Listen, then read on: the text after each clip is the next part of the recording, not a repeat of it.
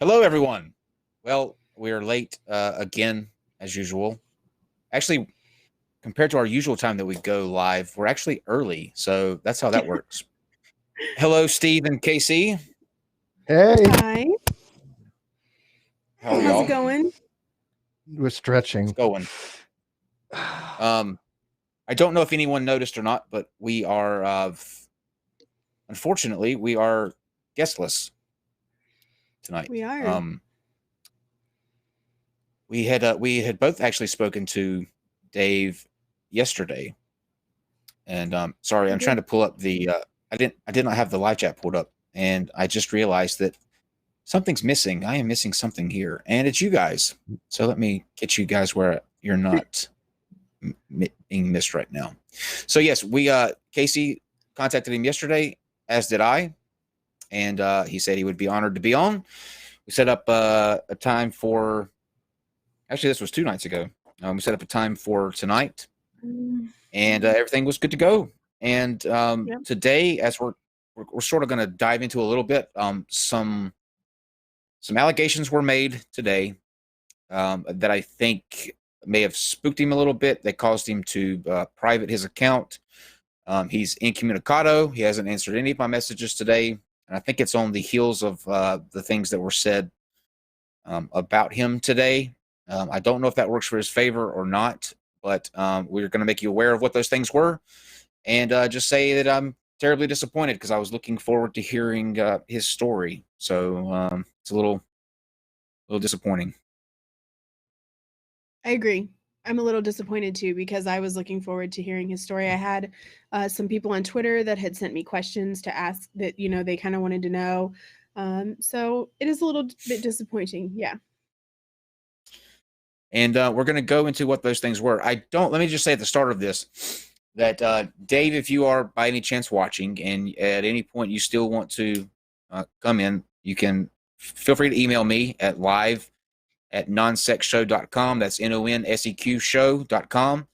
And we'll be more than happy to talk to you. I understand that when people make allegations against you, whether true or not, it causes people in some cases to just not want to deal with anyone at all. So I get it. I do want to say off the start that the allegations that were made against him were nothing illegal, nothing nefarious like that. It was it's, as you'll see, Well, a case of. some of it was, Sure. some of Which it was parts? about stealing money, but Oh, from who? again, just an allegation. Yeah. From the Um. church. And Oh, I see, believe. I didn't know that part, or I must have Yeah. skipped over that part. I just know about the affair. That's the only part I know of. Yeah. Okay, so KC will be telling us. Apparently, there is something that there's a allegation of something illegal. The story is breaking as we go. I just know about the affair part, and to me, at first, I was thinking that this may be just a way to sort of take away from the story that he put out when he did that tweet. And I guess we'll start with that, and then let KC sort of go into the other things since she was involved in that today or in the middle of it today. But before we do that, Steve or Casey, do either of you have anything you want to talk about at the top? Anything going on? Well, I was going to mention yesterday, but I didn't get a chance to. I'm going to be having a hangout this weekend on whether Trump committed collusion or conspiracy to hobble the Mueller investigation, right? No collusion. And that's going to be based upon not only the Mueller report, but the testimony of the Attorney General, and some of the other things that were going on. So if people are interested in that, I'll give you the time. It'll probably be on Saturday. Yeah, it's going to be pretty interesting because the more I look into it, it's really convoluted to say the least. But I don't know if you guys watched the Attorney General Barr's testimony for Congress the other day, or the Senate. It was enlightening to say the least. No collusion. Witch hunt. Fake news. Oh, there was definitely obstruction. There's just no question there was obstruction in my Yeah. opinion. Yeah. Well, Casey, I mean, anything from you? to me, well, I was just gonna, weigh in on this whole thing. To me, it's clear that there was obstruction. Also, collusion is not like a real legal term, but it's obvious that the attorney general is in Trump's pocket. I mean, he's obviously working for him and not Yeah, for us. I thought the So same. that's upsetting Oh, because it's not supposed to be that way. And, I can say a lot of shitty things about Jeff Sessions. I live in Alabama, so Jeff Sessions is my guy. But I was happy that he wasn't involving himself in the whole Mueller thing and staying away from the Russia investigation. I thought that was a really good choice on his part. But I don't know, can you think this new guy, I'm not a Yeah, but fan. even Sessions critics want him back after listening to Barr, because, as you said, not to get too much in deep in this because we were talking about on the weekend, but Barr originally, before he even was promoted to or given the attorney general, he even said that the president couldn't commit these types of crimes while being president. He said that an active president couldn't even commit any kind of obstruction in the course of his duties, and people are like, wait, no, that's not the case. But Trump, he was like, oh, this guy thinks there's no way I can do anything wrong. So he made him attorney That's why general. he So of hired course that he's in his guy. back pocket. One of- Yeah, One of you I mean, said. this is One how of it you said. works. You keep saying Trump in Trump's pocket. Can you think of a more horrible place in life to be than the inside of Trump's pocket? Can you just imagine I what guess that's like? underpants. That would be pretty That's bad. what I Ugh. was thinking. That's Well- the image I came to my mind too, but I didn't want to say it. Yes, tell me about that. So Ugh. Oh no. at the start of this, I wanted to, as people know here, we have this beautiful list, and I believe KC may have her mug handy. We have what we call the bitch made list, and the criteria to get, or the requirements to be on the bitch made list, are that when you say something and you're called out on it, that you don't back it up, that you don't show up, that you run and cower like a little bitch. And we have somebody new tonight that we're going to be adding to the bitch made list. This person posted a comment in the atheist versus theist debate group on Facebook. Quite a horrendous statement. And I reached out to this individual, and me and him had a back and forth on Facebook, where I told him that I wanted him to come on here and say that stuff out loud to my face. And like the little bitch he is, he ran and cowered. So we just got a question for you, and Casey's mug says it best. Corey Anderson, why are you so bitch made? Here's his post.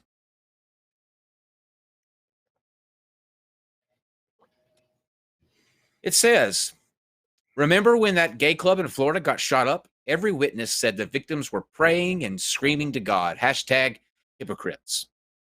Now, there aren't many things that would cause me to completely doubt the ability by which somebody can be so egregiously stupid.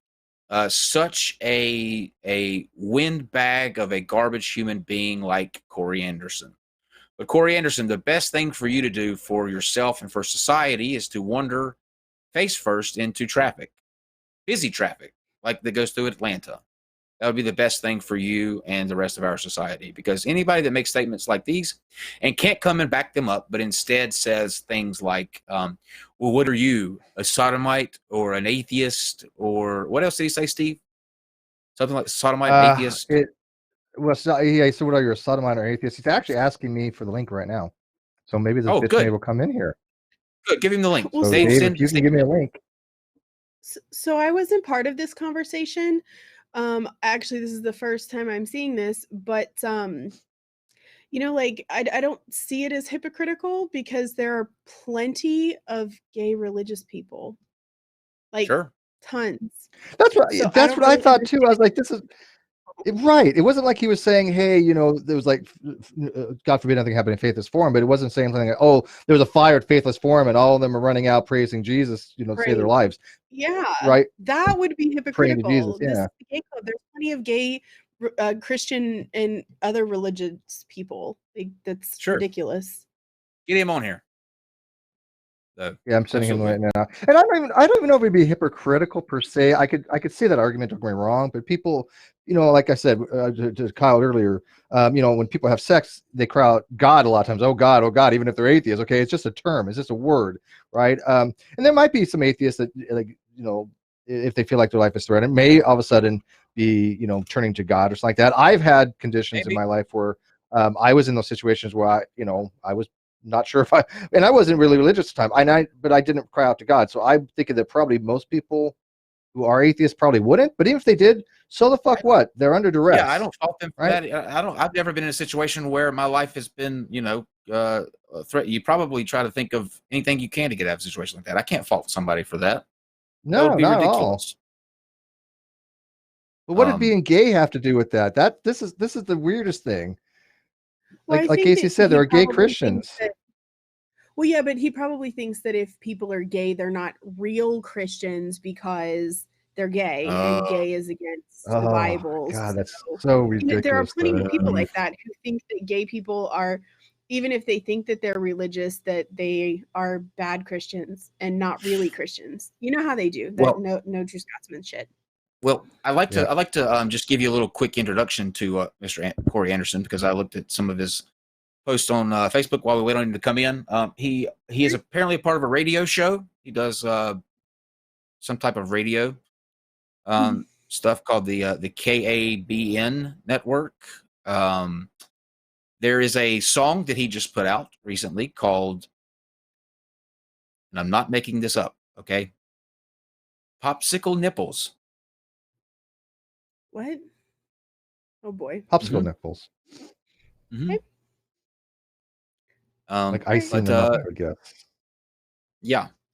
So I guess as we wait on him to see if he shows or not, we'll see, because I don't want to hold off and then him not show up. So we'll sort of dive into Dave, and if Corey happens to pop in, we'll take care of Corey real quick and then go back to Dave. Let me just pull up Dave's tweet though, so that you All right. guys Well, he can knows the link get is sent to him, but he hasn't seen it yet. okay. It's fine. Like I said, I don't expect him to show up. Dave Gass. Okay. So yesterday or 2 days ago, Dave Gass put out a tweet that says, "I am not a Christian anymore." A thread. After 40 years of being a devout follower, 20 of those being an evangelical pastor, I am walking away from the faith. Even though this has been a massive bomb drop in my life, it has been decades in the making. And it follows up with, let's see, I need number 2. There's so many tweets to this that it's hard to keep. It's hard to keep these up. Okay, when I was in 8th grade and reading a mythology book, it dawned on me how much of the supernatural interactions between the deity of the Bible and mankind sounded like ancient mythology. That seed of doubt never went away.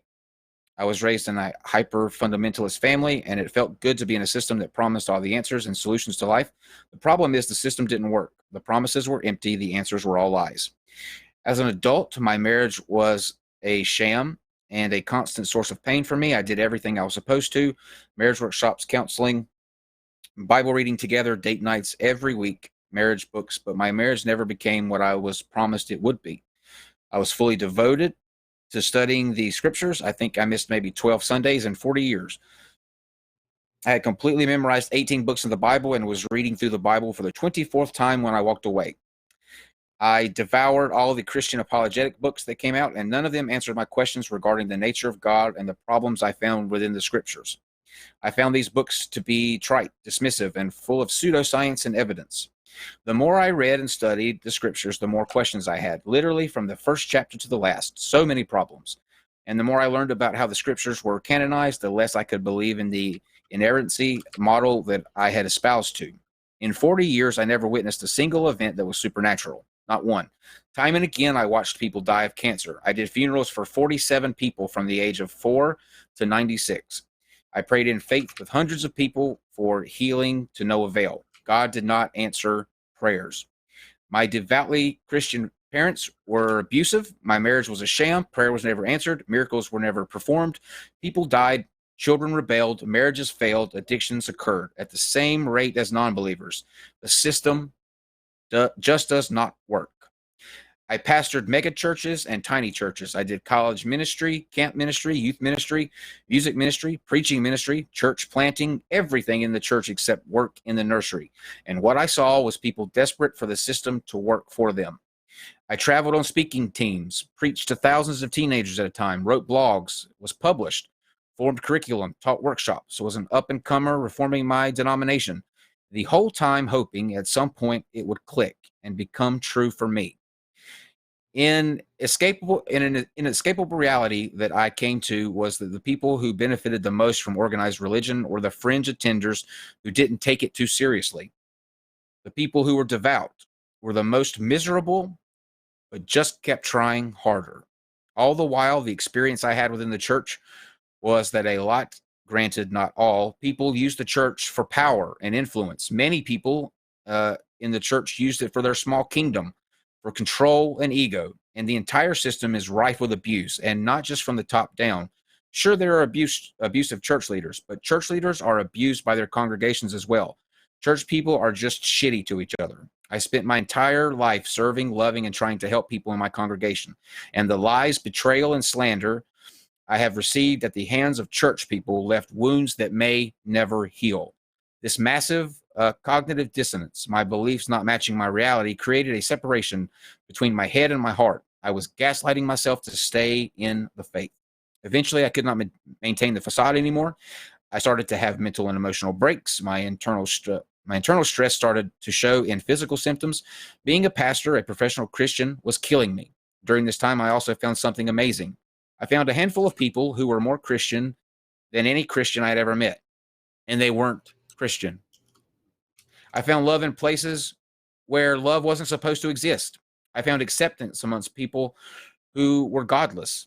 I learned that love is real, that acceptance is possible, that life is vibrant and full, but the church burdens people with fear, shame, and with guilt, all for the purpose of maintaining control. I now see the church as a system perfectly curated to control people and culture. And here's the last one. I was part of the system that enslaves people, and I was both a slave and a slave driver. We called chains freedom and misery happiness. We had impossible standards that we could not meet, so we turned the attention on others so the spotlight wasn't on our own inadequacies. Now, I have to say that that is a extremely heartfelt and just telling take from a pastor of 20 years. And I, as a former Christian, resonate with everything that he said. And like I said, I'm going to say this again. I'm very disappointed that he's not here to go into this in more detail, because it would be great to hear his story and go through these a little bit more in detail. But just on this, before we get into the other stuff, what are your guys' thoughts on where he's coming from here? Go ahead, Steve. I actually, when I read that, I can definitely see his point of view on it. I can definitely see he commented something along the lines that he has never seen anybody actually healed. He actually commented that he's never seen any supernatural event. And I find that a lot with people that have been in religion, that they've never really witnessed anything that they can say, hey, this is definitely something that is non-natural. I've experienced things that I can't explain. I don't hold that they're supernatural, but I definitely can't explain them. And a lot of times when people do experience things like that, that's what they latch onto. That's what they'll say, hey, this is something that is of supernatural origin, and thus God exists. I no longer can make that connection. I did before. I couldn't make that. I thought about it, and I couldn't make the connection between, even if these events are something non-natural, how does it get you to God? But he's never experienced anything of the sort, and I thought that was very telling. And he said he read the Bible 24 times or something, straight for his reading. He's somebody who really knew the scriptures, and it never clicked for him. And the only way I can relate to that is, I haven't read the whole Bible fully, but I've read most of it. But I have read the Book of Mormon twice, and it never clicked for me. I never got that. Oh, this is like the most perfect book on earth. This is the most spiritual book there is. I was like, this is actually pretty poor writing, to be honest with you. Although I read it twice, but I never got to the point where I was like, oh, this is like some massive masterpiece. It's very, very redundant. It's very not very well written. I mean, there's probably not a lot of vocabulary in it. And so I get that. I get that whole thing, because I was like, hey, this it's not working for me. And then of course, what happened in Prop 8 back in 2008 or so. So I empathize what he said as well. I want to address Gage. I appreciate the super chat where you say that we should maybe talk to Godless Iowan about church trauma stories, but I don't think that that Godless Iowan's going to be Godless Iowan. Who? Yeah, I know. Godless Iowan doesn't exist anymore, so I don't know if you guys know that they had a funeral for Godless Iowan. Do you remember? Did any of you see that? Yeah, we know the story. Yeah. And if he did still exist, this would be the last place he would That's show what up. I said. He is not the biggest fan of the non-sec show, just to put that out there. But I appreciate shocking the suggestion of that. But I don't think he likes hanging out with Nazis, so he's not gonna come here. And I thought, I figured if we could just invite them on and then pull out our swastikas, that would be fun, right? Because that's what we do. We have swastikas on the show. Totally Nazi things. Yeah. The non-sec people ask me what happened. Where we're Nazis and communists all rolled into one. Right. We had a weird, right? just to address this so that we're all on the same page. We had a debate between JF and psychopatheist or patheist or psycho something. Anyway, two extremely extreme-minded people. JF's alt-right. Psychopathist is he wants separations between the races too. So we brought them on. We had a debate between the two of them. They were debating on slavery. Some people didn't like the fact that we had that debate. But in us sort of going against JF's ideas, somehow we got misconstrued also as being Nazis. Like we were sitting around just sipping coffee and talking about what's on the Third Reich's agenda this year. So we were deemed Nazis and rape apologists. It was quite a leap. Yeah. I mean, especially for the fact that, I'm not for separation. I gave him pushback on that whole narrative. Even Psychopath Atheist, I gave him pushback. And I consider Psychopath Atheist a friend. I've known him a long time. I don't agree with most of his views, right? But, I give him pushback on it. That's what we do. He was expecting to have some, I would assume. And yet all of a sudden we're like lockstep, goose stepping with these guys. And I'm like, no, we don't agree with them. I don't know how the hell you're putting us in the same category with them. To be fair, though, they called you Nazis as well. Anyone that the watchers of the show or they actually said our Nazi audience. So don't dust off those get those swastikas ready. I guess I don't know. I don't get it. I guess because somebody calls you a Nazi, you're a Nazi. That's the criteria, right?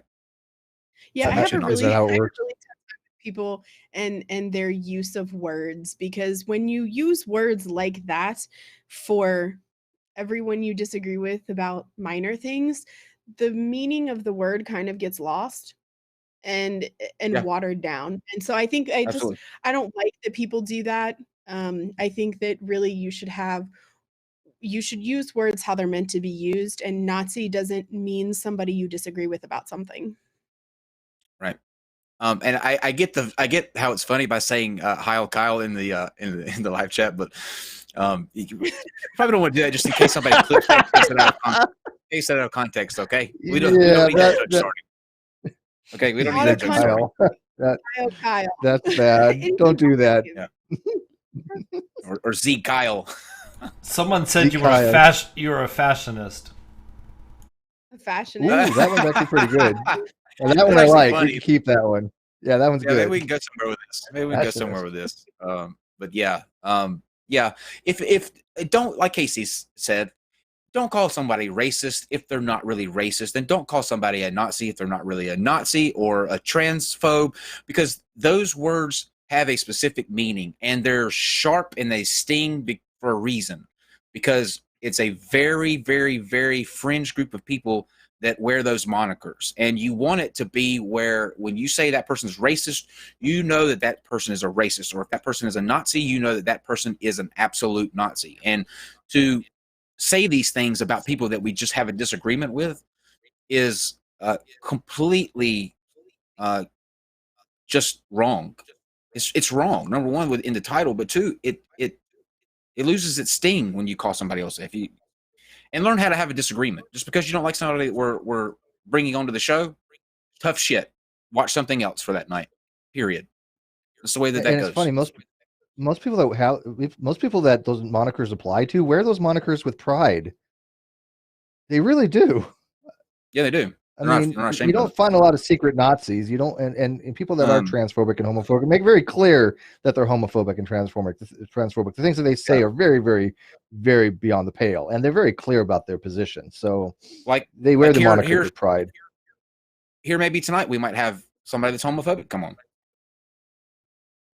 Yeah, let me check on him. So now we're going to switch gears. I told you about I read Dave Gass's. Yeah. I didn't get to talk about Dave Gass's thing. That's what I'm switching gears to. That's what I'm switching gears to. No, you read it. You read the whole thing, and then we got Steve's opinion on his initial tweet, and I was going to give you my opinion on his thread, and then we didn't get there yet. Yeah, you didn't get back to KC on that. So, there are a lot of true things that he said in that thread, and I think that's why it's gone viral and resonated with so many people, because a lot of people have experienced the things that he's talking about, especially when it comes to, losing your community, losing your family, churches, and how they use power to control people. That's definitely a valid criticism. And a lot of religious people have doubts throughout their lives, even if they don't, and even if they remain in the church. So there's a lot of things that he said in there that resonated with people. And I thought that there's I don't know, it's hard to explain. It was a very well written thread, and I think it's important that that we hear stories like this. I agree. And by the way, hello Shannon. I see that you're in the live chat and you just got out of the cab from the airport. So hope you're home safe. She's been traveling. Good. Yeah. She's a mess. Let me just say that she's a mess. It was Did she get wrecked? Did Texas run out of alcohol? No, she actually did. She actually had to live. She actually had to put up with me a lot more than I had to put up with her. I will admit that. It was a good time though. It was a lot of fun. Anybody that knows the Walmart story, don't make me come in there. You know what? If you want to, you can come on and be the in the big screen. You can give us your take too. Our Dave didn't show up tonight, so just let Dave know if you want to do that. So now we're going to switch gears, and Casey is going to take us through these allegations, and only because I think that we need the entire story out there, and because to me, if I would have agreed to go on a show, and these allegations then hit the next day, and I knew that there wasn't anything to them, or that they weren't what people were saying that they were, I would use this opportunity to tell my side of the story, or at least answer any questions that have to do with it, or at least tell the show that I'm going on that I'm not going to be able to make it. That I, for whatever reason, not going to be here tonight. But that wasn't the case. So to me, that doesn't look good. Now, I'm not saying that means he's guilty. Just saying it doesn't look good. So I think it's important that we get the entire story out there, and who knows if there's any truth to it or not, but you'll at least know the allegations. Yeah, Casey? I don't know. So I was really excited about having him on here to tell his story. Like I said, I think it resonated with a lot of people, and I think it would resonate with a lot of people in in the audience, especially after some of the calls that Kyle and I, that you and I got on Tuesday. There are people dealing with a whole lot of stuff related to religion and not being religious. And so I think it's important that we hear about this kind of stuff. But I woke up this morning and I had some messages from some people that had seen, that we were going to have him on the show.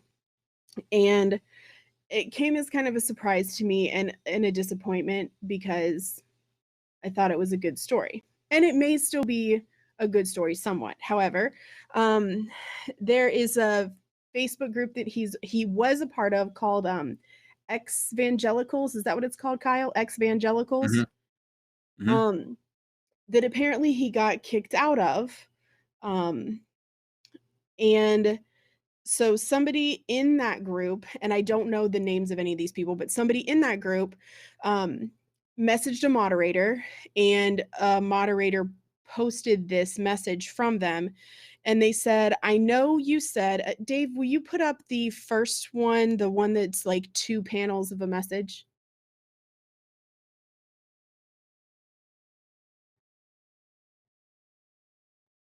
Yeah, that one. Okay, so it says, I know you said you were busy this week, and I'm so sorry to message you, but I didn't really know who else to message. I don't really know any of the admins. There's a post that came through about Megan Anderson. It was my screenshot of a tweet, my Dave Gass about spiritual abuse.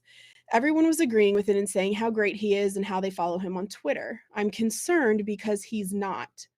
He grew up in the same cult I did. He was active in our survivors network until a year ago, maybe.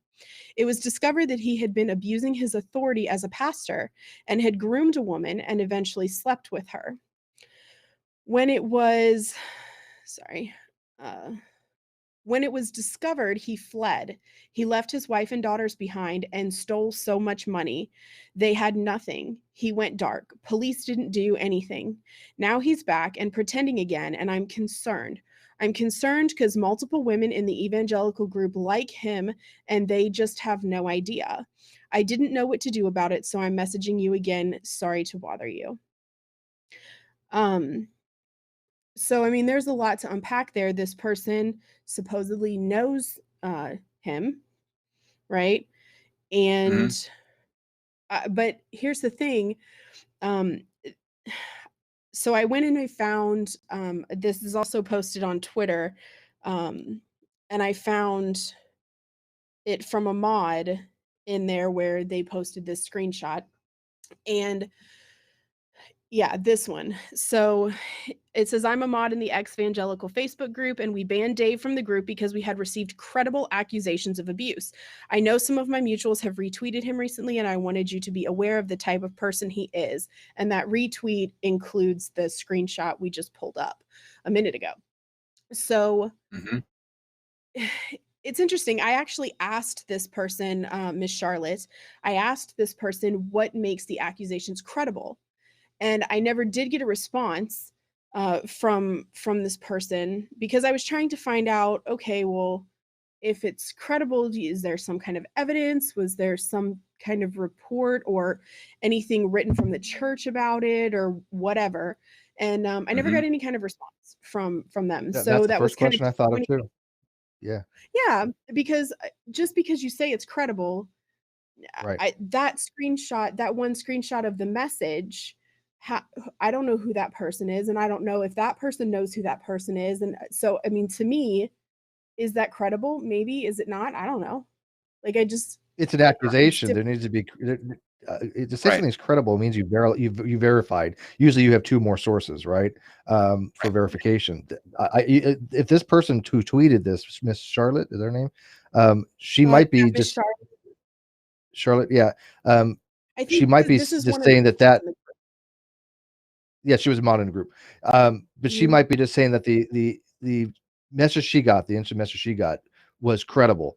Either A, she's just saying that's to her that's credible, or she might know the person and say that it's credible to her because she knows the person, or there is actual evidence out there. The problem is that us as outside people have no way of knowing any of this. This is why the first question that came to my mind when I read this as well for credible was the same question you asked. Well, what makes it credible? And the thing is, too, That's Yeah. a like I very wanted, important question. it should be put out there that this is not in any way us making these allegations or saying that there's anything to these allegations. We're merely putting the entire story out there and what could be the reason why he didn't show up here tonight. Like I said a second ago, it could be that he just didn't want to, deal with, or he thought that he was coming into an ambush, or whatever the case may be. But us telling you these things, don't get the wrong impression. We are not saying that there's anything to these allegations. We don't know. That's the thing. We Right. do not And- know. And we're not saying there's not something to them either, by the same token. We have no idea either way. Right. This is what I'm a little disappointed on. And at the very least, I think Dave should have just said, hey, things have come up. I don't think this is appropriate for me to go on right now. It's just too much stuff that to deal with. I'm sorry, but I have to cancel. None of us would have disrespected that. None of us would have thought twice about that. We get that. But to leave us hanging is a little bit disconcerting and troublesome. So I read through this thread and the thread that's retweeted here that you can see on the screen. I also got information from other stuff, which I'm gonna show you guys too. And I mean, I had hoped to be able to ask him about this. Some of the stuff that is talked about kind of makes his timeline of his story a little difficult, because he talks in his story, which we kind of talked about before, that he lost his family and lost all this because of him leaving religion. And it doesn't necessarily seem like that's why. It seems like this was all kind of simultaneous, but there's accusation that he abused power and that he had an affair with the church. The woman apparently in his church was also married to someone else. So I think there's a lot more to the story, but if we go to the next one, the dark screen, Dave, the blue one, someone, and I don't know who, asked him about this and basically sent him the screenshot that we looked at first and said, "Is this true?" And he said, "No, it's not even a little bit true. My ex-wife started a scorched earth policy with false rumors last year, and they continue to spread without anyone pausing for proof. No victims have come forward, only people who claim to speak for victims who don't exist. Nasty divorces are nasty. If I had embezzled money and fled, it would be a police issue. That's only one of 20 false rumors I have heard spread about me." That sounds believable to me. Yeah. So, which is possible. It's possible that he could have, and we'll see later that he did admit that he had an affair. But it's possible that there's a lot of things that are spread about him that aren't true. But after I got this one, he locked his Twitter account. So, made it private, which was a little strange, and then kind of went silent. So, Dave, you want to go to the next one?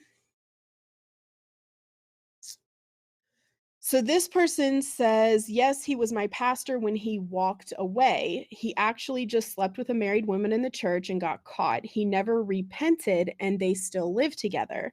So then down a little further, it says, "That puts a different light on the entire thread, to be sure." And the original person also said, "Last year, all the information came to light. The affair happened for almost a year before it was uncovered.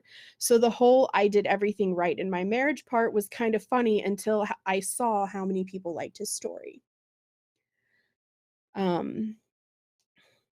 Well, So okay, to play devil advocate for him because he's not here, he might Yeah. have, said along the lines of, he was married for quite some time. What was it, like 20 years? I mean, he was in the church for 20 years, like not married, but no, how long was he married for? I'm sorry. Do you remember? He was married for quite some I time, don't. wasn't he? Okay, so he might have said to himself that he worked on his marriage the way that, because you do have Bible, marriage counseling, and you have these courses you have to go through and all this other stuff. And he was recognizing that none of this stuff was working, and that led him to having an affair, right? So it might have Mhm. been still congruent with what he said in his initial tweet that he did everything right for his marriage up to that point where he recognized his marriage was not working for him any longer. The whole Bible stuff was not working for him. The marriage counseling wasn't working for him. Everything, because he was told that he was supposed to have a blissful marriage. This was the narrative that was put out by whatever church he was in, is that you follow the precepts of the church, the commandments, and you will have a very happy marriage, right? This clearly wasn't the case. And to give a personal anecdotal story to this, it may be irrelevant, but it's kind of relevant to me. My very first love, my very first girlfriend that I ever had in my entire life, when I was like 16 or 17, madly in love with, right? She left me for a guy. They got married. They were married for 25 years in the Mormon church, supposed to be in the eternity and married for sealed forever and happy. They got divorced like 2 years ago. And it damaged her to no end. He was just abusive, narcissistic, just really, really horrible to her. And it changed her entire perspective on life. She's just not the same person that I was in love with. But it was the same kind of thing as they were told, or she was told her entire life in the Mormon church, you're sealed for eternity. You're going to have a blissful relationship, happy marriage. That wasn't the case. It never was ever happy in entire marriage. So I can at least relate from that to this guy's story, that he was fed a story that just wasn't the case, and maybe he cheated for that reason. So I mean, I can't speak for the guy; he's not here, but there are other things possible. I mean, there's a lot going on here. There are pieces to this that are like taken by themselves, no concern. Like the affair part, I don't really care about that aspect of it, because the only angle that I was concerned about is his deconversion story, and whatever happened in their marriage is between them. The thing that can be said about that, though, is that if that doesn't match up with what he said in his tweet, that long tweet that I read, if there's no mention to that, if he's making it seem like Casey said, that he lost people when he deconverted, but the real story is that those people were lost due to other sort of, the affair, or other some sort of event that happened, then that raises an eyebrow. I'm concerned about, if the totality of all of these things, if the theft part is true, if that whatever happened with there's some people saying that he was grooming, and there's an abuse of power allegation being thrown out there. Well, so if he did have an affair with a woman in his congregation, that is an abuse of power. The grooming thing I don't know about, but when you're a pastor of a church, you're in a position of authority, and when you have a sexual relationship with a member of your church, a member of your congregation, that is an abuse of power. It absolutely could have been, Maybe. Well, I agree with that. I agree with that. I agree with her on that. I mean, it clearly is an abuse of power, but there's just some egregious levels of abuse of power. I just think here's why I say maybe. I think of it like this: if he wasn't using like his pastoral position over her, like it could be they organically like met somewhere and were talking, and they both kind of fell for each other. It had nothing to do whether he'd have been in the pastor or not. I think if he brought her into his study and said, I'm the pastor here, and was sort of using that over her head, then that'd be an abuse of power. I just don't. Yeah, but there's always there's always an implied thing. There's always an implied power relationship between a pastor and people of the clergy and their ministry. I mean, I'm not saying that people can't have relationships, but there always is that implicit a power to be had there. So as Casey said, I think that is definitely a case to be made that he was in a position of power and might be abuse of power. Maybe. But was it egregious? That's a different thing. I mean, we all have people. Yeah. So, I mean, again, a lot of complexity to this particular story. Yeah, it's really nuanced. And it was likely, from what I understand, a completely consensual relationship. So, right. but it's still, even consensual, there are abuses of power when you're in a position like that. You just don't, there's just things you don't necessarily, that you shouldn't do. Pastor Locke had also did this. He was married, Pastor Greg Locke in Tennessee. I'm sure most of you have heard of him. Papa Locke. Yep. Yeah. he was married, had kids, had an affair with a woman that worked in his office who was a member of his church, and they are now married. But it's, to me, it's Well, do you always think it was worse? Would you think it was worse because she was married? I mean, if he was a pastor and she was just a member of the congregation, and they had a thing for each other, and they let people know, hey, you know what, people would be like, hey, you know what, this is a perfect, mate for you for the pastor. People were actually making it happen. That's not an abuse of power at that point. I mean, right. if people know about it, and these things do happen too, but I think that in the situation here, it was more specific that she was married, And wasn't she? Or he was was married married. and she was He was. married. Yeah, they were both married. This Okay, is a so they're different both situation. married. So it's a Yeah. different situation, right? Yeah. So So to I me, mean, room. well, so if we go to the next one, Dave. So after he locked his account down, and there were, throughout these threads, there were a lot of people that were tagging him. So it's not like this is happening and Dave doesn't know about it. So he said, I had an affair with an adult female, and that was part of the equation for leaving the ministry and losing everything. The other rumors being spread about me are false. I continue to seek employment to support my children. I apologize for my actions and for not disclosing this earlier. Everything in my thread about leaving Christianity, the condition of my marriage, and the things I have seen in the church are true. And I hope that this is still helpful to people. I know my decisions have hurt many people, most of all my children, and for that I'm deeply sorry. Mm-hmm. So, a little bit of a backtrack from earlier, right? Yeah. What But exactly and did he I say earlier? What was his when this allegation came up earlier? Did he denied it? no, I didn't see anything where he denied. I never saw anything where he denied anything. I mean, Okay. perhaps he did, but I didn't see that. Of course, there were a Um, lot of tweets going around today. right. Yeah, that's what Um, I'm saying. This has gotten like thousands of responses on Twitter. yeah. Like every time I pulled out my phone, there was somebody going. This is my Um, takeaway from it. I think uh, maybe he feels a little overwhelmed right now. I'm going to give him the benefit of the doubt. I think people are human and they make mistakes, and he made a mistake in this situation. Probably wouldn't do it again if he could go back and had the opportunity. But I think he's now feeling the heat sort of from all kinds of different directions, not only from theists who are angry that he's no longer believes in God, and from people trying to accuse him of the abuse of power thing and the money situation. With none of it's been substantiated, and so until that happens, I'm going to just give him the benefit of the doubt that he's didn't show up tonight because he's just overwhelmed and doesn't know how to handle it. well, And so that's another thing that understandable. was, oh, go ahead, Steve. Real quick, I just got a tweet from somebody who had said to me on the Dave thing that is worth noting that, and I'm not going to mention this other person's name, but somebody else received similar accusations when they left his faith, which may need to be pointed out that when people lose their faith, accusations fly, especially from the church. Well, I've seen it. Especially I've when seen they're it happen before with pastors. other people as well. I Yeah, was gonna, Mhm. I was Especially when gonna, they're pastors. I was gonna say Yeah. that because it's like it's almost like it's a backlash. It's a shunning effect. Like they want to do yep, everything they can to ruin you because you're an apostate now, basically. yep, Yeah. yeah. And Yeah. So I So mean, we really have to kind of be wary of these accusations and take them in context. yeah, yeah, absolutely. and there's no I haven't seen or been provided, though I asked if there was any evidence.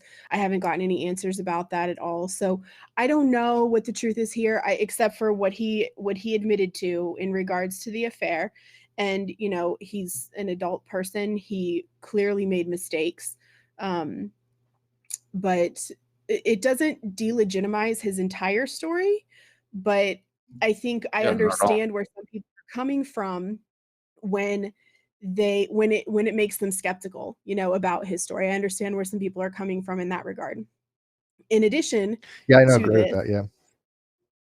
yeah, in addition to this, before we came on, but not long before we came on air, I got a message with a, do you want to watch the video, Kyle? It's only, it's less than 2 minutes. Do you want to just watch the video about the Aslan House? We can watch a few seconds of it. I don't want to watch the whole thing just in case. I don't want to get Okay. popped with. Well, so I have tried to find additional information about this, this GoFundMe that was sent to me, that's been around for about 4 years, and the goal was, it's called the Aslan House Project, and Dave Gass and his wife and his children lived in this house. They bought it and they were asking for $15,000. They got $10,785 for this house, and it was supposed to be used for church offices, counseling center, shelter for those in need, a community gathering location, core team meeting space, a small group meeting space, and a base for hospitality. So they kind of give the list of what they want to go through and what they're going to use the money for. But I can't find anything about this place anywhere. There's a Facebook page, but it's completely blank. There's no website for it. So I was going to ask him about this when he came on. Like, what did you take these funds? What did you do with them? Is this house still in, just to ask him about what was going on with it. But he did a YouTube video about it, about buying the house and living there and such. So I'm not really sure what happened with that, but Interesting question. yeah. Dave, do you want to play a few minutes of the video?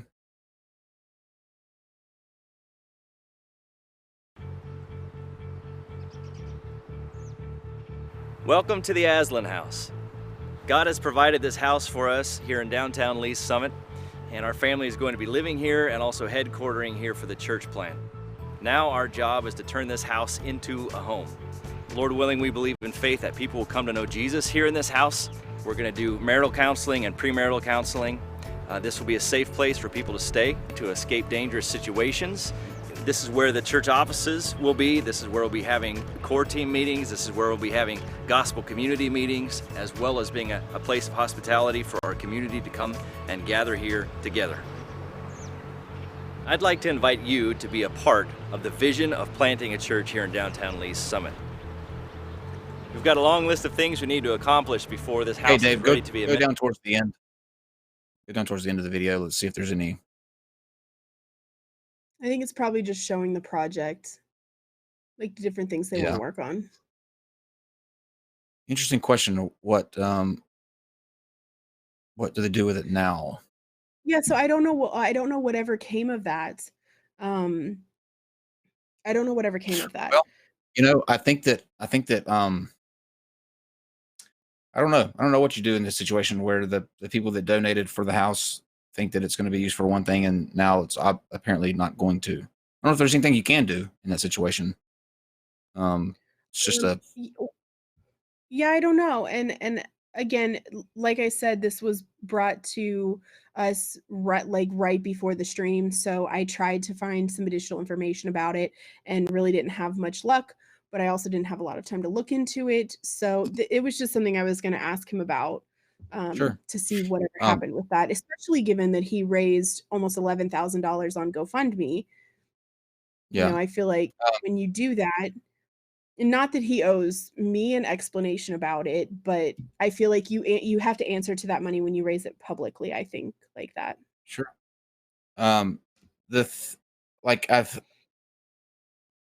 I don't want this to, and this shouldn't, these accusations, because that's all they are right now. We don't have any way to substantiate any of it currently. It shouldn't take away from the overall message of his tweet. I don't think. Right. The overall message of his tweet still stands, in spite of these accusations, as a accurate and well put together, almost like a narrative of how religion is, like the way it actually is. And this is coming from the eyes of somebody that used to be a pastor. I think everybody that used to be religious it resonates with them. What he is saying is exactly what we saw, we felt, the problems that we noticed when we were in it, and what ultimately made us leave. So it shouldn't take away from the overall power of that message, because that stands, whether these accusations are true or not. I agree. It would be very disappointing if some of these, especially stealing money and things like that, that would be very disappointing. But the stuff about abuses in the church and things like that, that's stuff that a lot of people accuse the Catholic Church of a lot of things, and they're not wrong. But within Protestant churches and evangelical churches, there is a lot of fraud and there is a lot of abuse of power. There's a lot of abuse in general. And so it's good to, from when someone from the inside of that realizes what's going on, leaves and then talks about it. And I know one of the questions that somebody was Surus, actually, I think it was Surus the skeptic that sent me a question to ask him if he'd ever considered doing YouTube or any other kind of activism related to, leaving and deconverting and things like that. So I'm sorry, Surus, if you're still in. I saw you earlier. If you're still here, I'm sorry I didn't get to ask that. But it's important to have these voices in the community, because former pastors have been in a place where regular religious people haven't necessarily been. Mm-hmm. Totally agreed.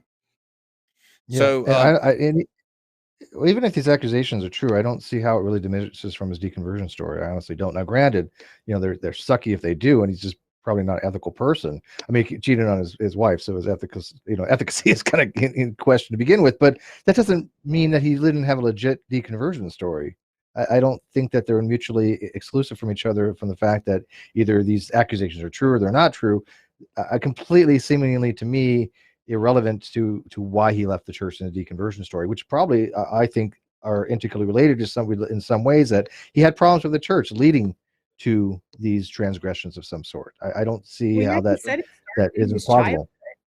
Yeah, he said his doubts Yeah. started in his childhood. So, I mean, he just kind of pushed them away, which a lot of religious people do. Yeah. Push their doubts away because they're afraid, because, church religion is generally, the way that they keep power over people is they make them afraid of hell and whatever is going to befall them if they don't behave. Shunning. I will say this, Dave, if you were watching or you see this, we would love to reschedule a time to talk with you. We want to hear about your story, and if you want to speak to these allegations, then you can certainly do so at that time as well. But the offer is still up, should you decide that you want to take us up on that. If you don't, you just want to kind of get out of the middle of the spotlight, so to speak. I understand that as well. Do whatever's more beneficial to you. I understand that. But if you want to, then that opportunity is here. Steve, did our friend Corey ever respond? He did not. I messaged him on Facebook. I sent him an instant message. I said, link has been provided to him by instant message. I told him we were live. Nope. Because he said, send me the link. I'll hear the show called Show, and never heard back from him. So-called show. Well, we're going to, Corey, we're adding you to the bitch list. It's official. Dave, carve his name in. Okay, so what we'll do now is we'll take a couple of calls.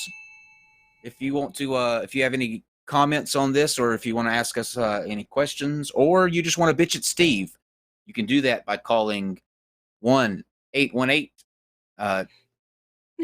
is it 923, Dave? 921-3838. 3838. I can never remember the number. You don't have to remember numbers anymore. And before they do that, I have some depressing news if people have not been made aware of this, if you guys don't mind. Just a few hours ago, I guess it was made public. Yeah. Peter Mayhew, the guy that played Chewbacca in Star Wars, passed away. It's age 74 today. Oh no. Which is really depressing, because I remember when Star Wars first came out, I actually was at the movie theater, which played on this big screen. It was like 70 something millimeters, like in the old school. It was like 1978, I believe it was. and we were in I think it was San Diego movie theater watching that. And so he's been around for a long time. But Peter Mayhew, who played Chewbacca, passed away. So this is for you, Pete. You ready? Oh, I'm not doing that. Y'all can fuck off. Dave will do it for you. Dave's a pretty hairy guy. He'll do it for all of us. GE, All right, do you want to come over here and do Chewbacca? Give us a call, Yeah, he could probably do a damn good job at it, couldn't he? 921-3838. Hey, John, are you alive over there? Yeah. Do a morning cry. The guys just did Chewbacca because the guy died, but I wouldn't do Chewbacca. Do you want to come do Chewbacca? I can't do Chewbacca. You can't do Chewbacca? I'll try. Oh, honey, that was... Sounds like Chewbacca with a stroke. It's like Chewbacca had a stroke. Wait, you're a Puerto Rican that can't roll his R's? What's up with that? I just thought you might Roll your tongue. Dave, do we have a caller? Nope. Go Oh, on, no one's folks. calling. No one's literally no one's calling. I just loaded up. Everybody's content. Everybody's happy. We're getting one now. Hold on. No complaints about the show, right? That's what it is. Wow. Perfect. Well, we can go home. All right. Yeah. That was the first thing we got yesterday. We got one. I just gotta bring him in. Hold on. Hold on, speaker. Let me get you in here. Oh, we're getting calls now. I can see the backup lines. Caller. Hello, caller. Hey, how's it going? Who are we It's speaking going. with? Pretty good. Been watching you guys for a long time. So. What's Oh, your name? But on that, I know KC. I'm one of the subscribers for GE, so I just What's your name? call and say hi. Who are you? Who are you? Your name? Oh, I'm JC. JC. Oh, hi, JC. Okay. Yeah, I'm the crazy guy that usually posts on there some weirdo wacko jokes. That's all right. So what's going on, JC? Well, no, I had some questions. You guys were talking about religion and stuff, and I recently became an atheist, and I had been a pagan for a really long time. And basically, I just wanted to know what your guys' horror stories were for this. I mean, because it was a scary process for me. Are you the Von Hilton type pagan or the Ocean type pagan? Just Wiccan, I was. Okay. At least. Now, when you say horror stories, you mean with deconverting or within religion?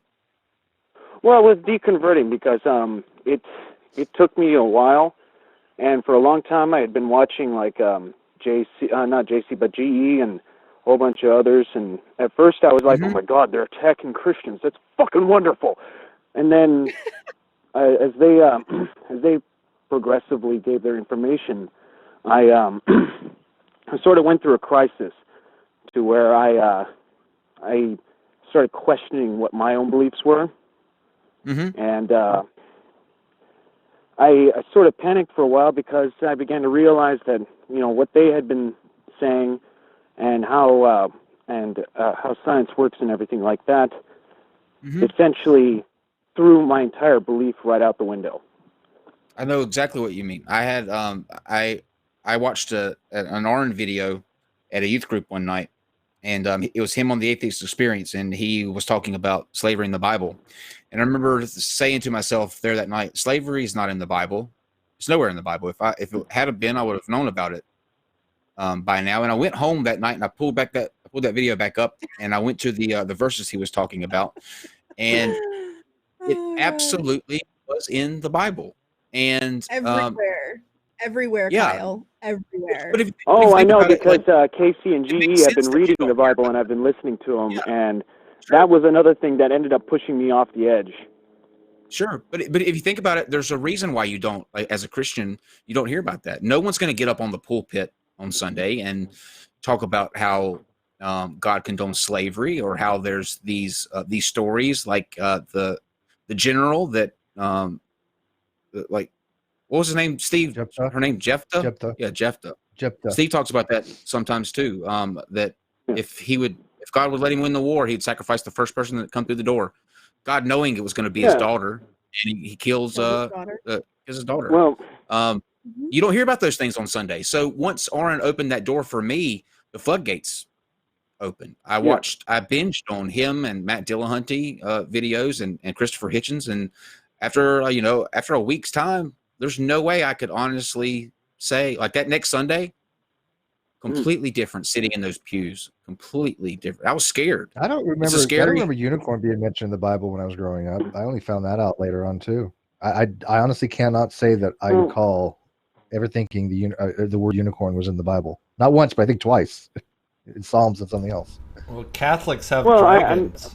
what I mean is just that basically with all of that and what I had been learning, I was already I would have called myself more of a technocratic believer of Wiccan, where I still believed in the actual religion itself, but science and its principles were usually always at top first. Because before I started losing my own faith in religion itself, my family were devout Catholics, and I was raised up with that idealism in my head. I wouldn't even call it idealism, more like a perpetual mental slavery, really. So you had to deconvert twice, actually. Once from Well, the JC Catholic. Well, it's because Well, at no, the worse time when than I that. had Jason, become you said you were- a pagan, I did not even know what an atheist was. I had no clue what they were. In fact, I didn't So, even hear JC, about them, to be very honest, until only about 4 or 5 years ago. And I know that sounds really weird, but I had no idea what they were about. And so, I mean, at that time when I was leaving Catholicism, I had no real idea of where to turn, and I still wanted that feeling of community, but I couldn't accept what was being taught in the church at the time, because it just seemed like a consistent cult of mass murder and death to me. And so that's why I went over to Wicca, because it continuously spoke of, how life is supposedly, everything in the universe is connected to that, and we should be striving to protect it. Sure. And that But was the Wicca original generally premise. believes in multiple gods, right? So you're a polytheist, so it wasn't like you. So you not just did you give up one god, you had to give up multiple gods. That must have been, even worse. Actually, I was terrified out of my mind, and I will admit that full-heartedly. In fact, I almost had a breakdown over it. Now, how do you feel? Now, did you? No, I mean, I know feel that better about it seems now? really, really silly, but it was No, it doesn't. it No, was it doesn't because seem silly. then there was a lingering fear Silly at afterwards all. that, what if I'm wrong? What if all of this is wrong and I'm going to end up being punished for it? And I don't think a lot of people realize how horrifying that feeling is until you finally realize that, wait, that's fucking stupid.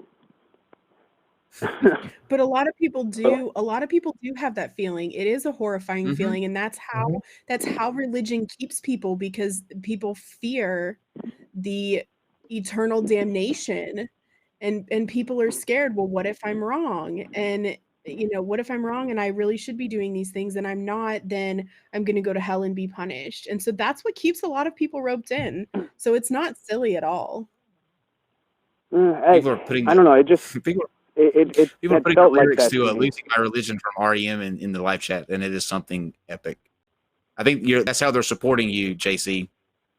Oh, They're putting I they're putting the lyrics I've to gotten- REM's "Losing My Religion" in the chat. That's awesome. Well, I mean, after letting all that go, and finally realizing that I'm not going to be burning in some forever eternal, upside down world where pineapples will be shoved so far up my bum that I'm going to be feeling it to next Tuesday. But what hell were you talking about? Wait a minute. But- That's a little. That's a little Nicky hell. No, little Nicky, where was that Hitler? It's the reference Eternity I had to had have stuck in my pineapple head shoved up thanks his to ass? Arn Ra. So No, that's from Little Nicky with I was Adam getting ready to say, Sandler. to me, that doesn't sound too much like hell. That could be construed as heaven, depending on what's Pineapples, dude. well, Pineapples. either way I look at it, I was basically when I had started this whole process, I actually started this while I was researching and looking into black holes and M theory, because I was a fanatic in terms of finding out anything I could about our current cosmos, because thankfully, Carl Sagan, I had a lot of that as a child, so I kind of became a science fanatic. And and I pushed on, but I was still part of religion at that time. And basically, when I was looking all that stuff up, that's when I accidentally found GE and Casey on their sites, because they were battling flat Earth. And then a little while afterwards, started watching that. And this is when everything started going on a ton.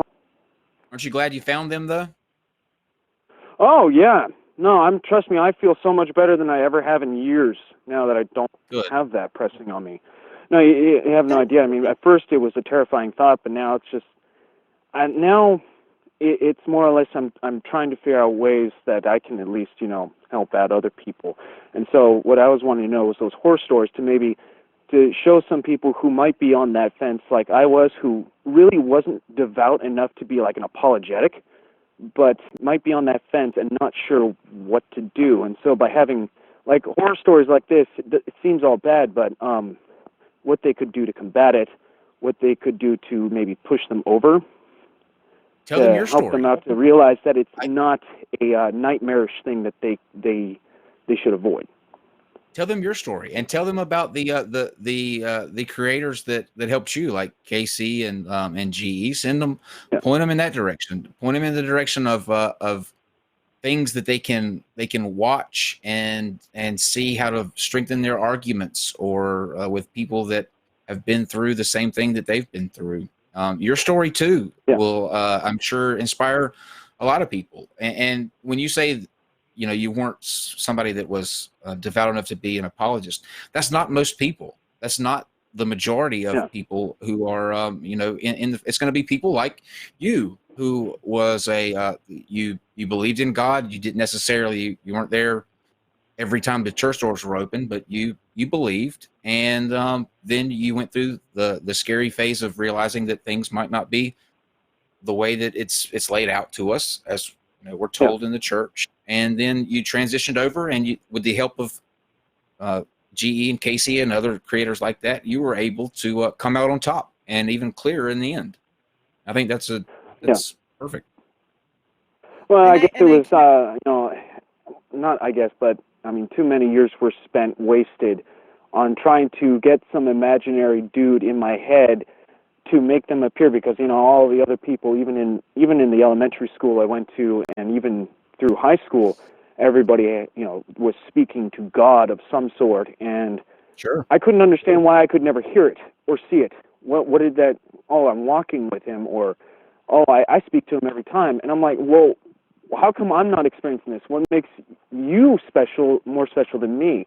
I give alms to the church. I go out and help the church with its community events. I go out and donate. I go out and give charity, and I even go out to soup kitchens, and I still wasn't getting that. And I was like, maybe I'm really, really, screwed up to the point where I'm unworthy or something like that. And that's the feeling I got all the time.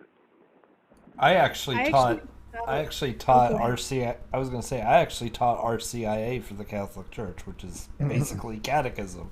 So it is, you're trying so hard to find a way to get to connect. You're trying to find any way to connect, and it just doesn't happen. Mm-hmm.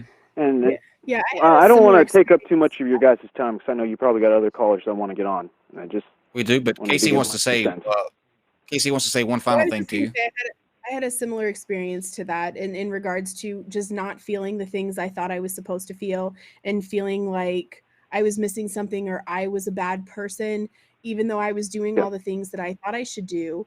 And so I totally understand where you're coming from. And actually, finding the Godless Engineer Facebook page is what made me feel not so alone, and like there wasn't something wrong with me. I didn't know John at the time.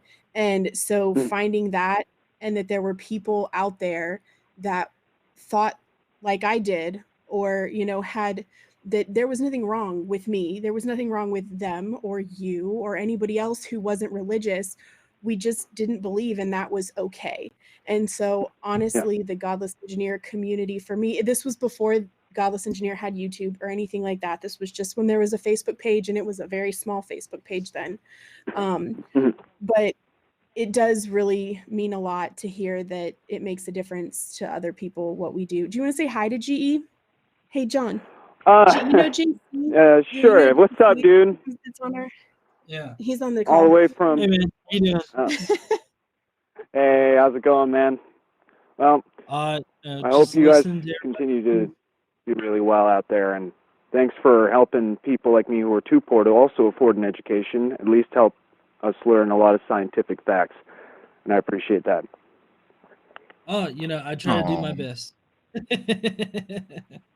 It all comes back to flat Earth, doesn't it? Always. Right. It all comes back to flat Earth.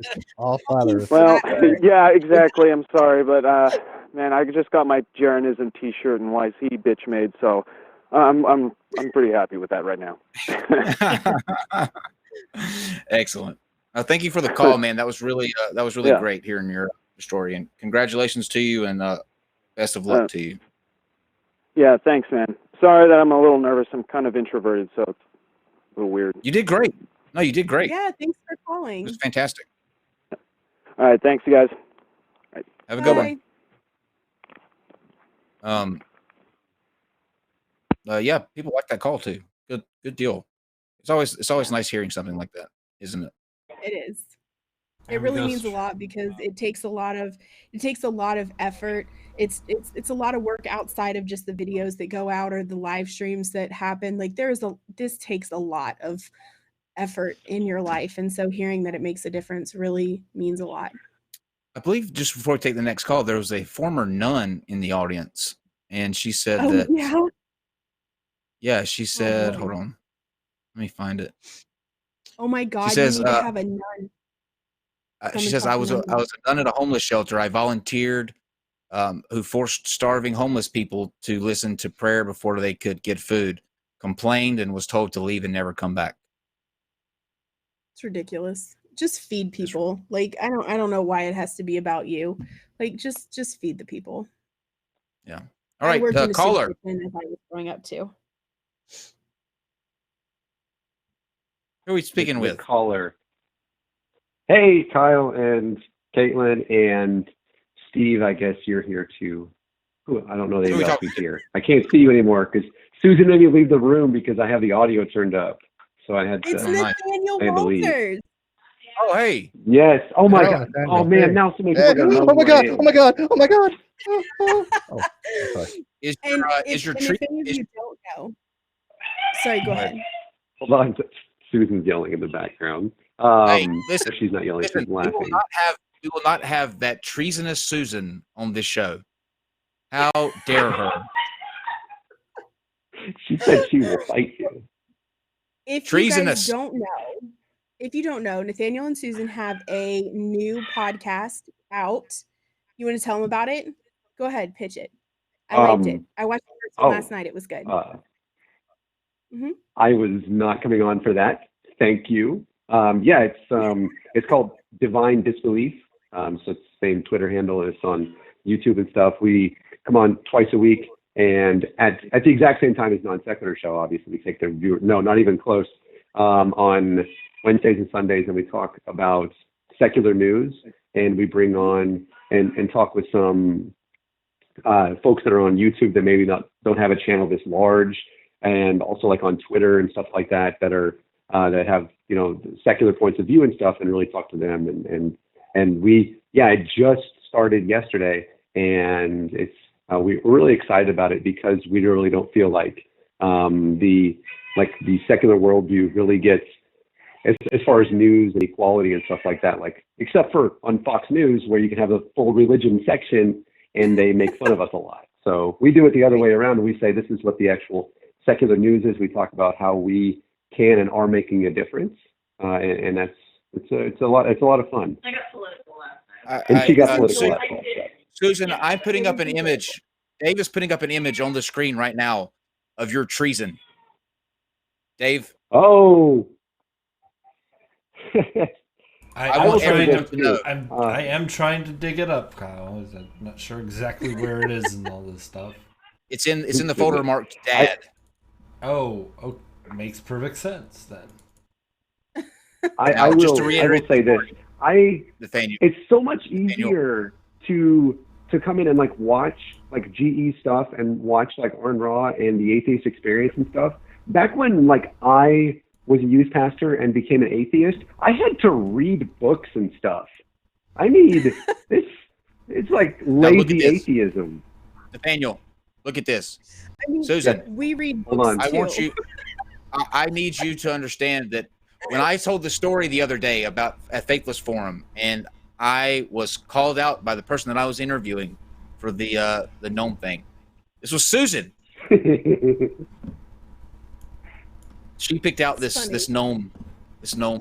She brought Susan did pick out the gnome thing. Yeah. Oh, I thought that was Photoshop. No, that was a real thing you were wearing.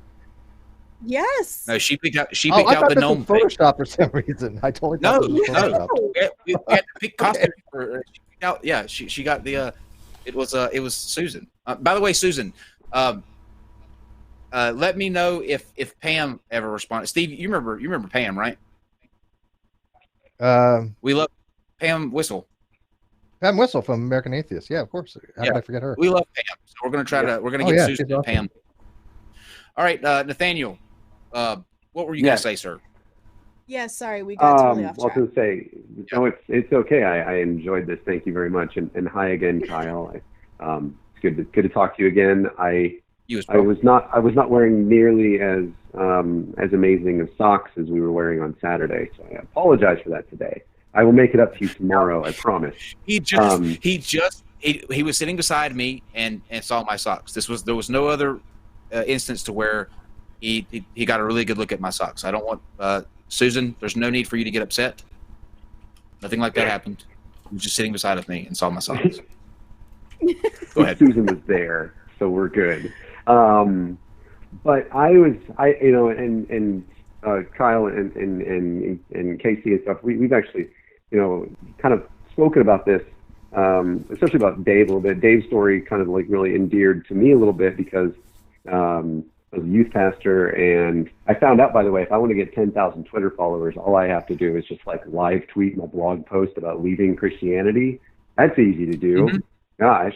Yeah. But part of it though were things that I don't know. I never, whenever I was a Christian, I never had like his ideas, and I don't. It's difficult for me to really kind of really feel the way that others do about his story of his journey and stuff, because I never had doubts about it.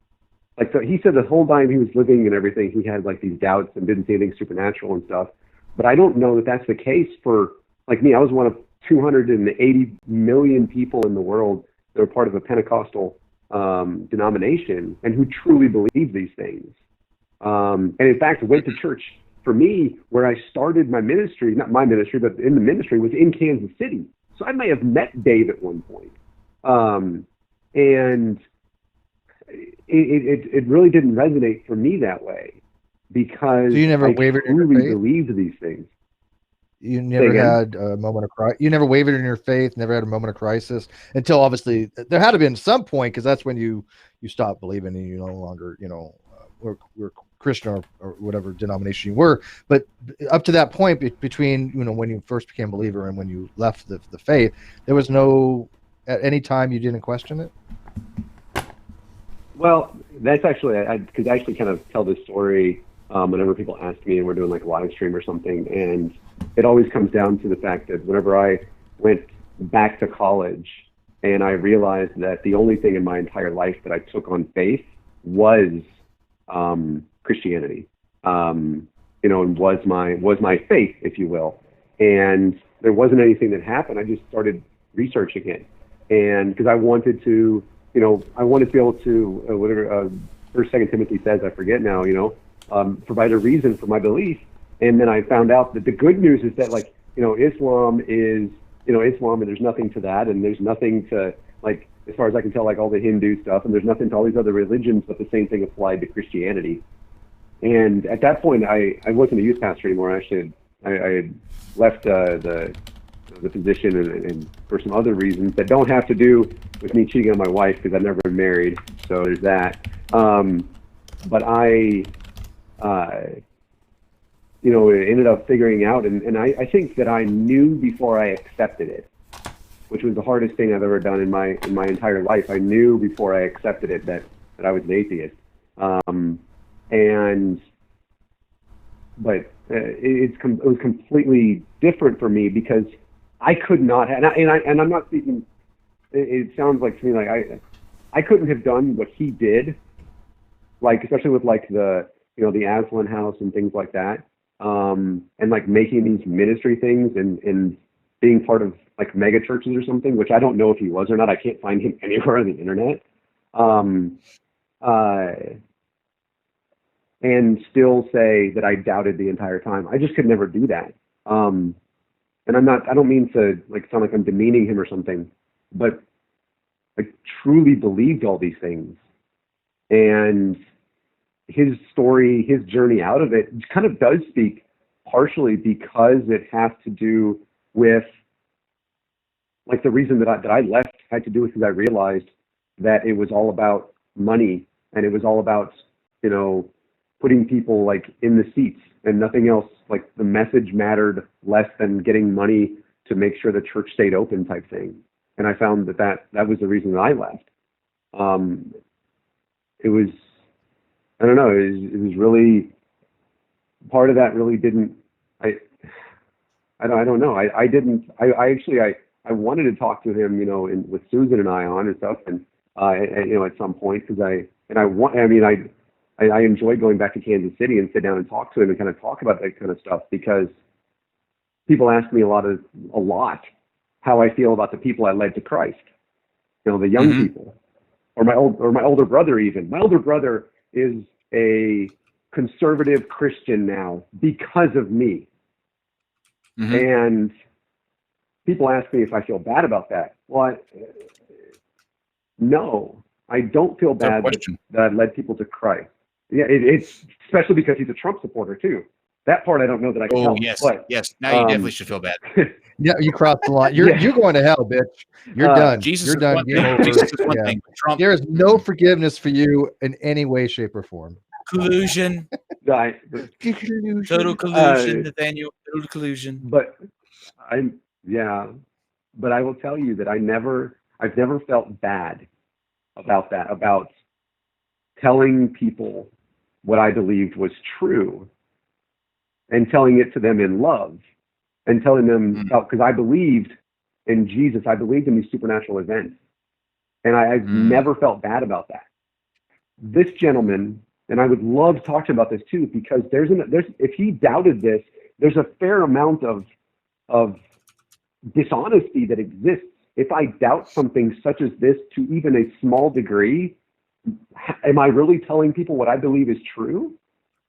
And to me, point. that actually hurts me, because of how much it hurts people. Consider this, of how much it hurts people that are brought into this by somebody who may not even believe it themselves, and then are told that they're nothing but filthy rags, and that are told that they're a young lady, that their body is a temple, and that if they do anything, the demeaning ideologies involved in monotheism, specifically in our version of evangelical American Christianity, it literally kills people. And to have somebody who is led into this dishonestly, I would like to talk to him about that, because that hurts me as a person who did this out of love and honesty and respect. It's an interesting point, for sure. Good question. If he did doubt his entire life, why? How was he able to do this? And does he feel bad? Very good question. Yeah, I've heard similar stories about other pastors who they keep doing it even though they don't believe anymore. Ones that fall out of faith is kind of the phrase, and they keep doing their pastoral work because that's their job and that's all they know how to do, and that's what they get. They like, that's their livelihood. So there's people that keep doing it that don't believe, and there's people like that everywhere. I respect them a lot less than I respect my friend Ben, who is a leader in a church in Kansas City, who I've been in contact with very recently, or my friend Dave, and they're both in Kansas City.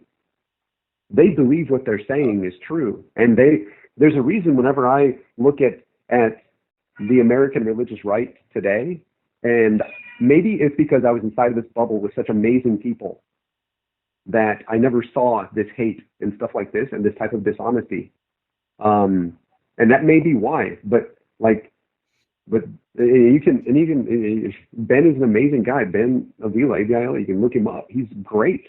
He's up in Kansas City. And whenever I go there, he knows I'm an atheist, and we still hang out.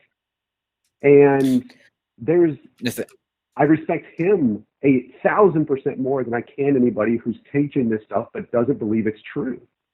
I agree with you, Nathaniel. There's a more pressing issue that we need to take care of right now, though.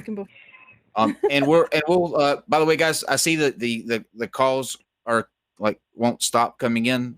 Every second my phone's going off. We will take one more. We'll take one more call. So no, you're good. I'm just letting them know we're going to take one more call before, so maybe that'll quail down on some of the back-to-back calling. You have to do your Chewbacca impression. Mm-hmm. Oh dear God. Oh dear God. Right. Only if, I think Susan's going to do one as well. Susan, you have to come out here and do. She's in there. She's in the bedroom laughing. No, Susan, you have to come out here. We're gonna let that traitor do it. Okay, fine. All right, I'll do one. Whenever you're ready. Susan, come out here and Susan, come here. She said no. Okay, Susan. fine. Only fair. By the way, Susan, if you don't know, Susan is a huge, not just a Star Wars fan, but Peter Mayhew fan. We were going to see him this weekend here in Dallas, and so this thing, with him passing away at the end of April, it really hits her hard, and so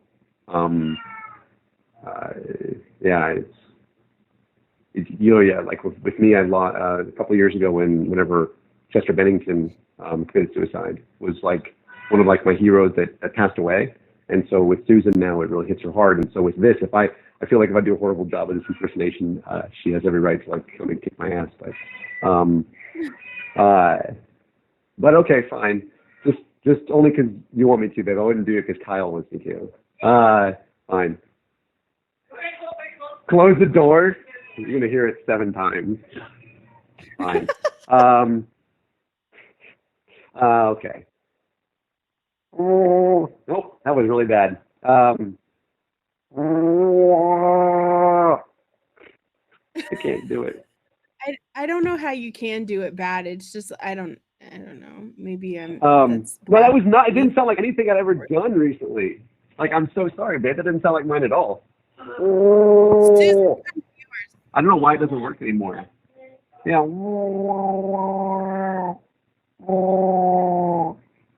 It's a sad Chewbacca. It's sad Chewie. Oh man. Well, you know what? You're getting a not bad. That's not bad. Not bad. Nailed it. So I think you sounded better than me. So you did good, I think. Nathaniel, thank you for we're gonna take one more call, but thank you for calling in. And Susan, I still don't know about you. And I'll see you guys on Sunday on your podcast at 7:30 Central. Divine Disbelief. Yeah, Sunday. Yeah, and Sunday. Neil, the 604 Atheist, is going to be on. So thanks. Oh, cool. Awesome. I love him. He's great. Very cool. Yeah. Thanks, guys. Well, Nathaniel. Bye. Check out their podcast. Divine Disbelief. Divine Disbelief. I was getting ready to say divine. Never mind. My mind's not with me today. Divine Disbelief, not Divine Doubt. Right. Which, by the way, just real quick, whatever happened with Brilliant Doubt? Oh, well, so Brilliant Doubt, that is a really sad story because like I love Brilliant Doubt. This is a So did I. creator, a creator who came to Faithless Forum last year and made great videos, like was just starting out, but his videos were exceptional. Yeah, they were. I think he got busy with school and some other things, and so just life priorities took over. And I mean, I hope someday he comes back to our community and back to contributing, because he made this really great video. My favorite one is when he did the cereal. Did you watch the cereal video? Oh yeah. I Because love that one. we had him on the day after he made that, it released that video, and I was looking the other day because I was just like, I was thinking, well, whatever happened to him? And he's taking every video that he had up there down. They don't Oh, he up there took anymore. him down? Yeah. The See, I channel's don't not there know. anymore. So the last I heard, because the last I heard from him was last summer, this past summer, because it was after Faithless Forum, and then he kind of like went away, and everybody was like, "Where is he? Is he alive? Like, what happened to him?" And so I finally somebody got a hold of him, and he was doing the school thing, and I didn't know he had taken all of his videos down. He was so cute too. So cute. I know. All right. And like so hyper. So hyper without coffee. Like he was fun. I liked it. Caller, you will be the last caller that we have tonight. So no pressure to make it good. Well, actually, Kyle, I wanted to be a contrarian again and actually argue something that's going to be really unpopular. Oh, it's Macabre Melissa. What's your name from first? Australia again. What's How's your it going? First? It's Macabre. What's your name? Macabre. Macabre. Okay. Macabre. I am irreligious. I went to Catholic school. I'm quite well versed in the Bible, and being 30 and having grown up with the internet, quite well aware of what religiosity has done to American society. But I think I've come to the conclusion that Western society needs more religion. Why? Well, are you familiar with Piaget, the father of the father of developmental psychology? No. Okay. Piaget, after working with children throughout his entire professional career, developed a way in which to evaluate at what point in a child's life they develop a sense of morality. And this is knowledge from 10 years ago, so if anyone listening wants to correct me, feel free. But I believe it was 5 stages of ethical development in a child. The 5th stage was the ability to want to do the right thing, not for fear of the consequence, but because it was the right thing. And he concluded that most people are incapable of reaching the stage where they want to do good for goodness sake, as opposed to doing good because they don't want to get punished. And how did he religion will help out with that? Because that's idiotic as fuck. Yeah, you think religion would help with that? Well, this is the point. I think that there is a certain proportion of all society that is drawn towards a puritanical sort of perspective on life, where they require a perennial father, a perennial authority to prescribe to them the exact what do you call it? Exactly what is right and what is wrong. And I think that Western society has learned how to combat the church. Like you have regardless of all the people that would say abortion is immoral, you're always going to have legal abortion in Western civilization. Regardless of all the young earth creationists, you're always going to have a science classroom and science taught in university. It's something that we can combat. Now, in the absence of religion, yeah? Can I ask you a question real quick? Just as an aside. Yeah, go ahead. Do you think that having a society that actively discriminates against people or thinks less than a Well, group of people. I'm about to get to that. Do you think that that's a more moral society? I think that people, for the amount of people that were told gay people are bad, hate them, there's always going to be that same demographic that believes that unquestioningly is anything else you tell them to hate. So in the absence of a church that's telling people to hate gay people, what we have is a fundamentalist political movement instead, where they are literally unquestioningly being told, if someone disagrees with you, they're a bad person and you have to hate them. Not to the extent, though, that religion is forward, I don't think. And I think that if that political movement wasn't there, these same people would probably be churchgoers saying, I hate gay people because I was told to.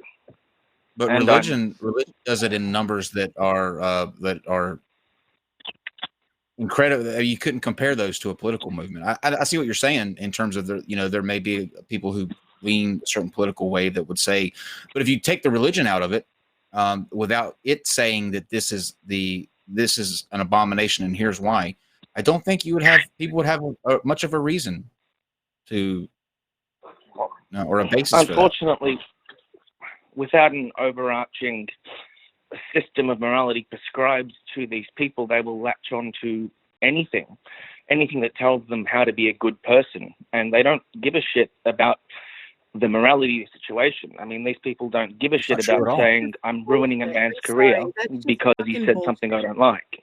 They don't give a shit about publicly vilifying and viciously attacking people who have only a moderate difference of opinion. These are the same people that would be Puritans 300 years ago. Where do you get this from? It's just completely untrue. Religion does not own morality. Morality does not come. I realize that a lot of people use religion as their basis for morality, but like it's completely not necessary to do that. And people don't get a sense of, people can get a sense of right and wrong just from a human social, like really evolutionary even standpoint. You do not need a religion to tell you that something is wrong.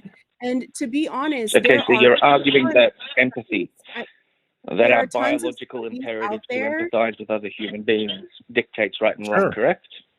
Sure.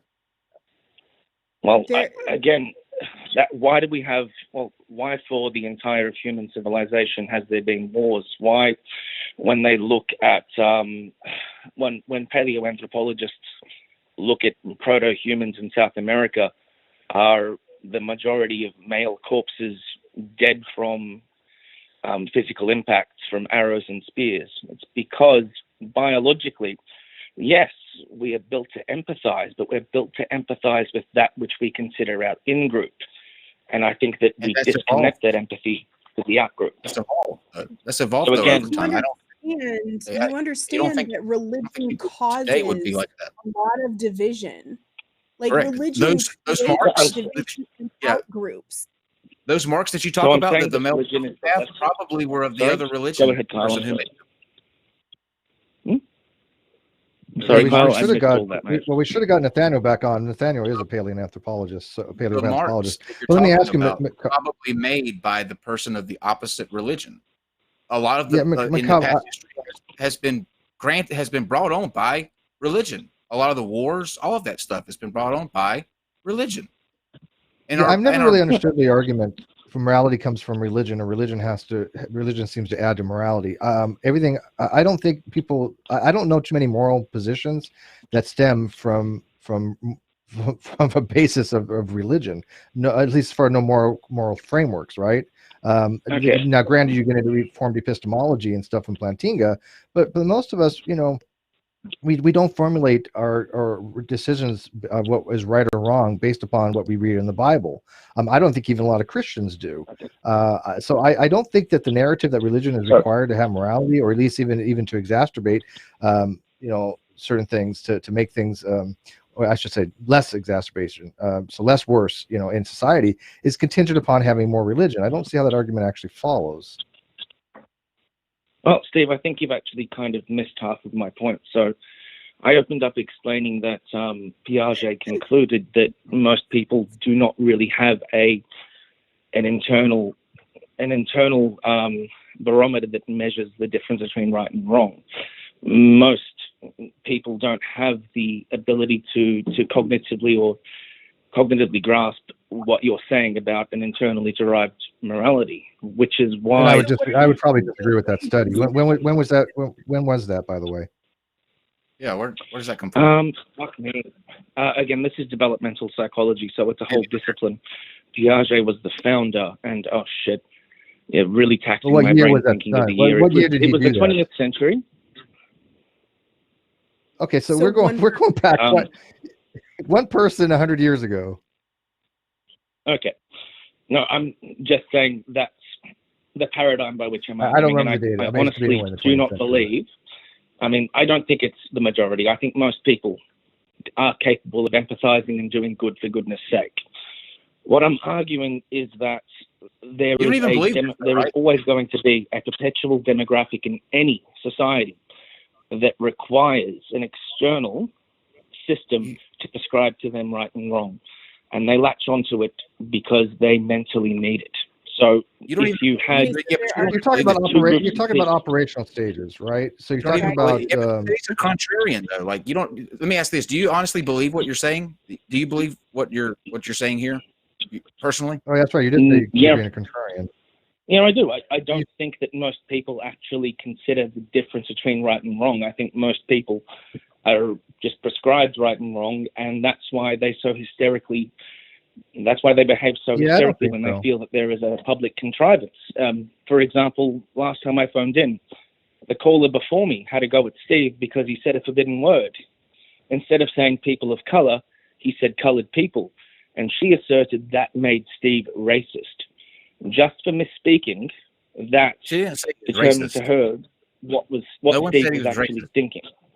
No one called Steve racist, just to be clear. Like, because there are reactionaries, you think that that generally people can't figure out what's right and what's wrong, just from a humanistic standpoint, from a general, like, this is bad because it does harm. Like, you think people can't figure that out because some people have to be followers? Yeah, it does seem kind of it's odd a lot to me more too. nuanced than that, and it has to do with group dynamics. So, for example, I think, Steve, we've spoken about this. I'm Lebanese, and my mother lived through 2 civil wars, and she was quite traumatized from that, and she doesn't have a racist bone in her body. In fact, sorry, excuse me. Growing up, our closest family friends were a Muslim family, and they would look after me after school 3 days a week when both my parents were working late.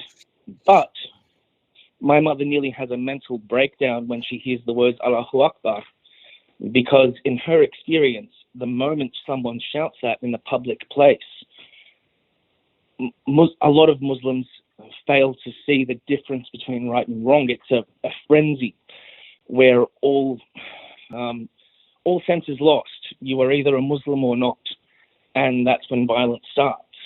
And I think that group dynamics, for quite so obvious reasons, drive people to lose their sense of right and wrong in favor of whatever the group prescribes as right and wrong. Well, so what you're describing is religion teaching people extremism and bad morality. And so here, what I don't understand is why you think we need more of that. Like, what makes you think that more of that is going to be helpful? Because these dividing factors that you're talking about, that people are taught, come from being indoctrinated into religion. So why the fuck would we need more of that? Bingo. Because it's the lesser of 2 evils. No, it's not. No, I'm sorry. I'm sorry. The other one, the other option is not having that, having people say, "Oh, you don't think the way that I do? Cool," and walking away. There have been so many studies about the impacts of religion on society and how it is a net negative, how countries that are less religious are significantly better off than countries that are more religious. And it's not just on a country basis. Within the United States, they've done these studies as well. And the states that are the most religious are the poorest, have the worst health conditions, have the highest rate of infant mortality, most violent crime, the most sexual assault. I'm familiar with the studies. Domestic abuse. Religion is terrible. Why would we need more of it? Right. Because I think that there is that demographic of people that without it are latching onto political ideologies that are far more damaging to society as a whole. And the fact is that Western civilization has conquered religion. In spite of religion, we had the Enlightenment. In spite of religion, heliocentrism was determined to be true. It's an evil that Western civilization can deal with. Listen, the political ideologies that you're talking about, the harmful ones, almost are mostly rooted in some type of religion. They call back to in some way, shape, or form to a religion. And if you cannot separate those two. I think if you take away the religion aspect of it, the political part of it falls as well. Well, unfortunately not, because we're seeing, for example, all monotheistic religions have an element of self-flagellation, self-denigration, and exaltation of the greater cause, the greater good, the greater power. Look at identity politics, where people literally lose their livelihoods over saying the wrong word in public. These people say, I'm privileged, or I'm white, or I have this particular systemic set of my firmographics make me a bad person. Therefore, I feel bad for it. What type of party are you talking about, Casey? I think that's what we need to get. What political parties are you talking about? Jordan Peterson follower. Are you like a fan of Jordan Peterson? Because it seems like your problem is social justice and identity politics. Well, that would be one thing I do have a big problem with, but it's also the other side. People becoming radicalized on the other side because there fails to be a happy medium anymore, because you're either with me or against me. So then the problem is extremism, which is rooted in religious and ideological bases. So I'm not really sure why we would need more of that. I still don't understand the logic behind why we would need more. Right. Again, it's not about quantity. What I'm saying is there will always be a certain proportion of the population that requires an external body to tell them what is right and what is wrong, and they will believe it with fervor, and they will believe it fundamentally. I think that's incorrect, though. Welcome to believe. What we have in the absence of religion it's incorrect. Are these crazy identity politics, these crazy alt-righters. I don't think that people would require to latch onto these crazy political extremes if there was a religion in place of it. There is religion. I mean, the United States is rife with religion. So I'm not really understanding why you think that.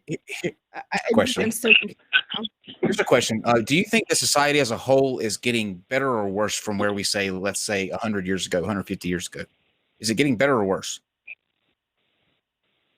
From 150 years ago, it's getting substantially better. Okay. Religion is falling. You see the correlation there?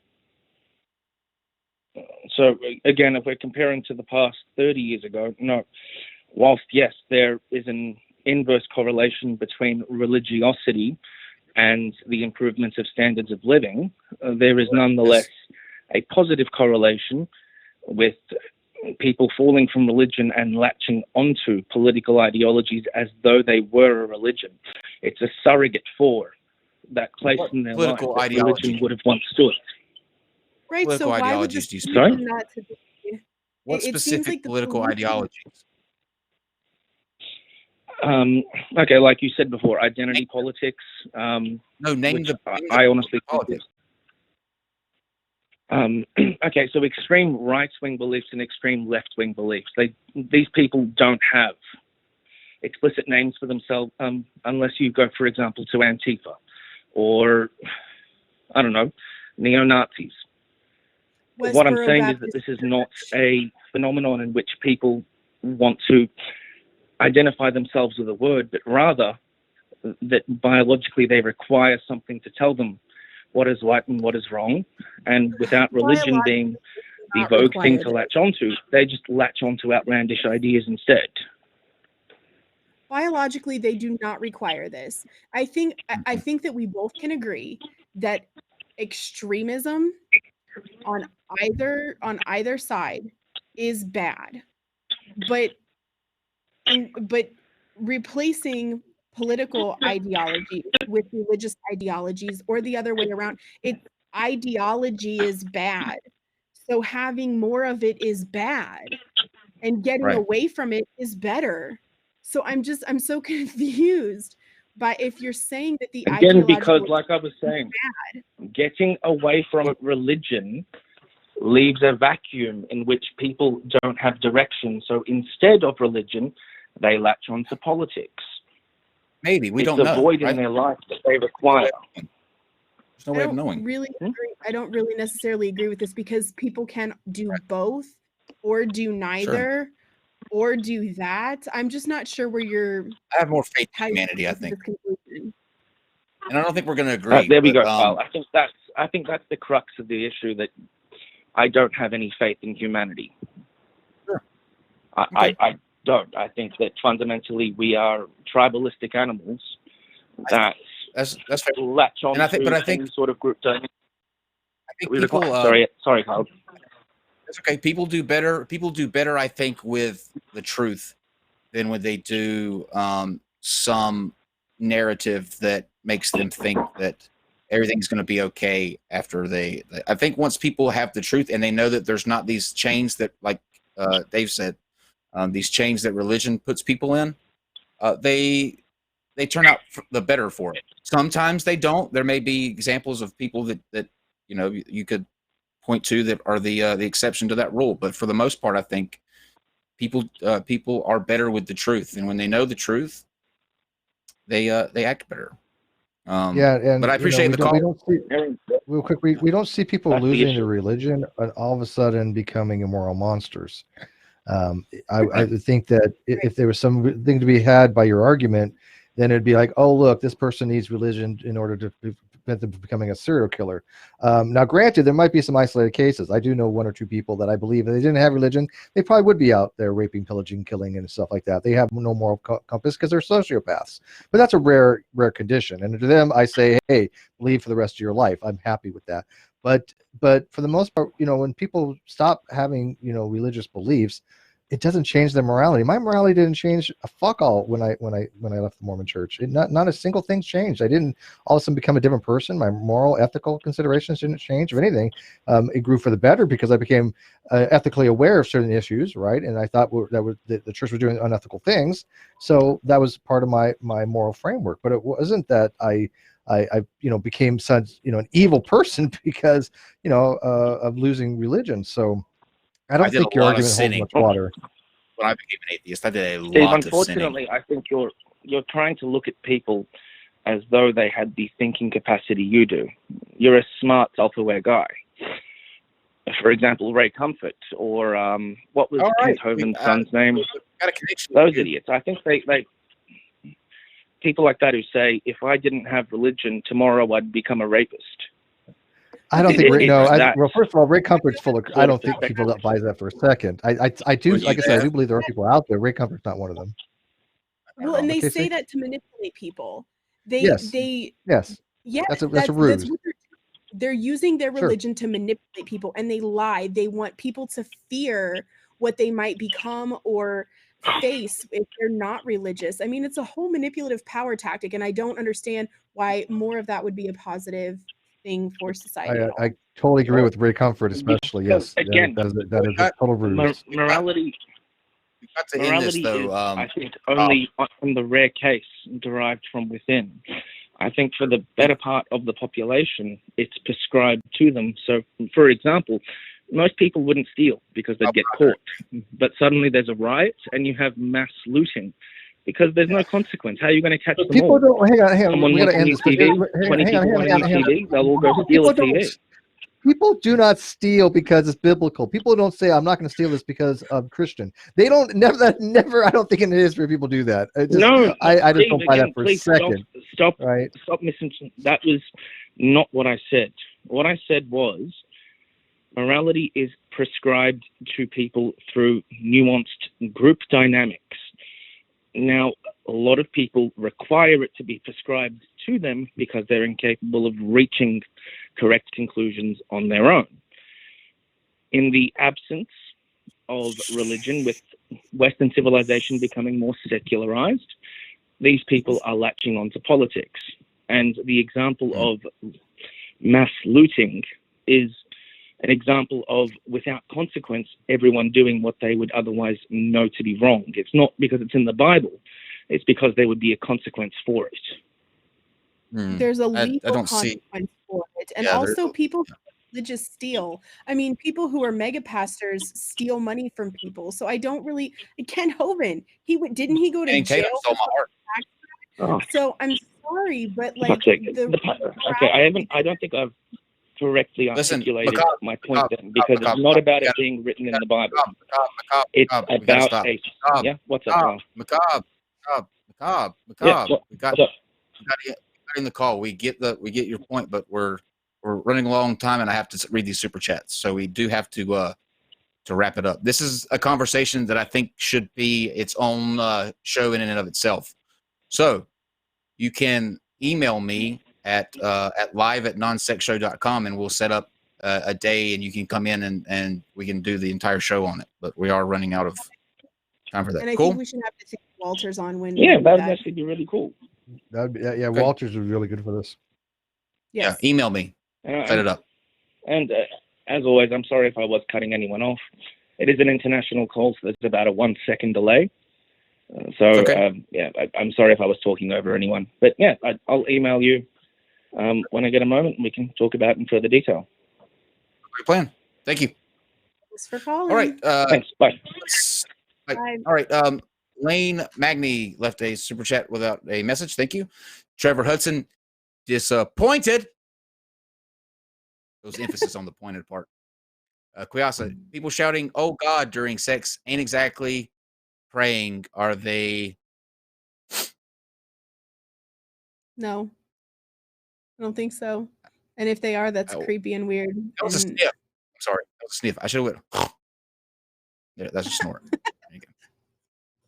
Jim Hill, thank you for furthering the evil atheist agenda. You're very welcome. Gage Paragon says, "Get Godless Iowan." We already did that one. He then says, "That's insane. I had no idea. I watched 90% of non-sex. Such a shame. TGI is a great storyteller. Sucks he is well a presumptuous or an idiot." Yep. The latter of that. Larry Walter, outside outrage, nonsense, be damned. Support the conversation. Support non-sec. Love you folks always. Thank you very much. We love you too. Nathaniel Walters, if I had done this when I was a youth pastor. Susan Turpin, Nathaniel's going to call in and do his best Chewy, which he did. Kuyasa, holy shit, flat earth, dumpster fires actually led to someone's deconversion. Life is strange. And it was weird, right? Weird, right? Brian Shannon, you guys all kick ass from the Shannons. Thank you. You kick ass as well. Mark Carpenter, we don't know the whole story on Dave Gass. I hope tonight didn't kick him while he's down. That is what church folks do to those they claim to help. I don't think that it did kick him while he was down. We're just being completely transparent with the narrative that's going out there, and we didn't make a decision one way or the other. Faux Hammer 335, I agree with JC, GE, Kyle, KC, Aaron Ra, etc. I truly thank you for making me feel not alone. I struggled with God for years until I found you guys. Well, we are glad that you found us. Absolutely. Definitely. Nathaniel Booth. Nathaniels are the best atheists. Love books. Susan, make him do the Chewbacca impression. Brian Shannon, then grab onto the right wing and tear it off. And let me get these last two that came in. Great show. Keep up the good work, guys and gals. Hope y'all had fun at the forum. Peace out. That's from, Night Demon. And Eric Williams left a super chat without a message. Thank you very much. I wanted to speak to the, let's see, where is that? Something to speak of.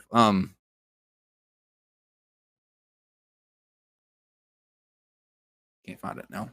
Never mind. I lost it in the chat, but yeah, we'll get McCaw back on here. We'll talk about that more in detail. I know what it was. I had a backup plan, KC, for this show in case we couldn't get Corey on because he was bitch made. Dave obviously didn't show up, and so I was racking my brain about what we could do in the meantime. And now this went perfectly because we filled up an entire show, but I just wanted you to know that I had the Oxford comma ready to bring out.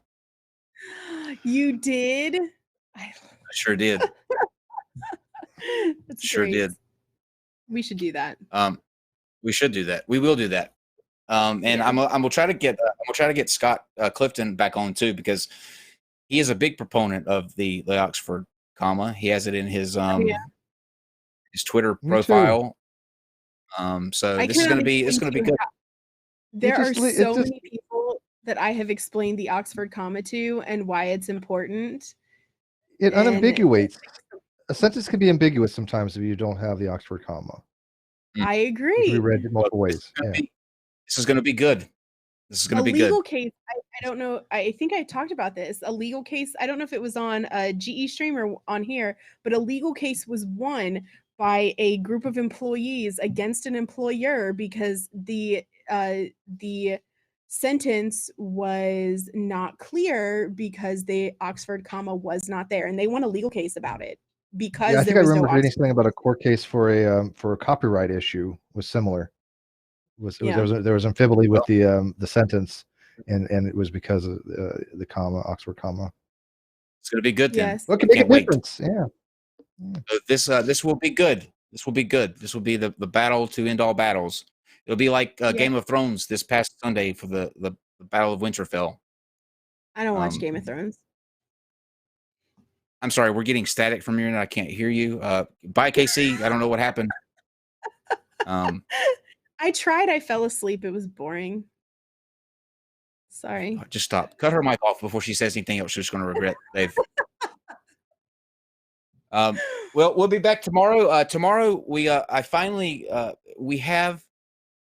Lindenberger come on last week, and he testified in front of the Senate and got his vaccines when his parents didn't want him to. Really, really good guy. And his brother is a huge proponent of DMT and psychedelics. And if consciousness is I think about it this way: is consciousness something within us, and once we are dead, it's gone? Or are we like a receiver, and consciousness is always out there? Our bodies are just like the means by which we download essentially consciousness into our brains. He's going to be talking about that tomorrow. We're going to find out which one of those is true. G says make no. sure that, right? Yeah, I know. But I'm just saying that's going to be the conversation. So I look forward to it, and we're also going to talk about stoned ape a little bit. So finally, we get to talk about the stoned. I know you love the stoned ape thing. I do love the stoned ape theory. I don't believe in the stoned ape theory. I just think it's interesting. I think there may be aspects to it that could be something to it. But you just really want to get high as fuck, don't you, Kyle? I just really want it to be. I just think that'd be really cool. I just think can you imagine just a stone? Would you try DMT? I mean, under the right would you? Would you do a Casey under the right conditions? I wouldn't know because I'd have a bad trip. DMT, really bad trip, or shrooms, or psilocybin. No. Well, Stalin took the DMT. Mao took the DMT. The DMT. Hitler took the DMT. DMT. The only DMT. thing that the stoned ape theory really explains is butt plugs. I'm just saying. What? It's the only thing that probably does, actually. I have to have a diagram on that. Kyle needs a diagram. need crayons and to harken back to an earlier time, we need blueprints. Yeah. We should just end the show right now. This is I ridiculous. have a really bad. I have a really bad, so I couldn't do that. Okay, guys, we'll see you back here tomorrow. So bring your DMT and your psychedelics. Let's turn on some black lights and some felt posters, and let's have a groovy time. You cool cats and whatever else they used to say back then. Bye, y'all. You go peace. You gotta throw the peace sign. Groovy. Flower power.